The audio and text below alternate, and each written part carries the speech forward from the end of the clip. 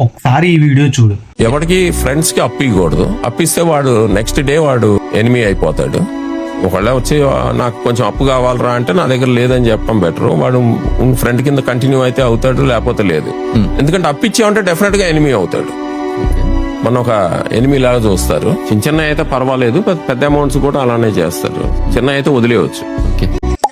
Guys video చూసారు కదా, ఆయన ఏమంటారంటే అప్పు ఇచ్చే ముందు ఫ్రెండ్ కి ఒక్కసారి ఆలోచించని చెప్పేసి అంటున్నారు. ఎందుకంటే మీరు ఇచ్చిన అమౌంట్ పెద్ద అమౌంట్ అనుకోండి, వాడి దగ్గర నుంచి తిరిగి రాకపోతే లాస్ అయ్యేది మీరే. అందుకే వాడు అడిగినప్పుడు నా దగ్గర లేదని చెప్పేస్తే ఆ మ్యాటర్ అక్కడతో అయిపోతుంది. మీరు ఇచ్చిన అమౌంట్ చిన్న అమౌంట్ అనుకోండి, వదిలేసుకున్నా పర్వాలేదు. అదే పెద్ద అమౌంట్ ఇచ్చి మీ ఫ్రెండ్షిప్ ని పాడు చేసుకోకండి. ఇది రీసెంట్ గా నేను కూడా ఫేస్ చేశాను. ఎందుకంటే మనమే వాళ్ళకి అప్పిచ్చి తిరిగి అడిగినప్పుడు మనమే వాళ్ళకి శత్రువులా కనిపిస్తాం. నిజంగా మీకున్న ఫ్రెండ్షిప్ కూడా ఈ డబ్బు వల్ల కొలాప్స్ అయిపోతుంది. సో ఇలాంటి సిచ్యువేషన్ ఎంతమంది ఫేస్ చేశారో కింద కామెంట్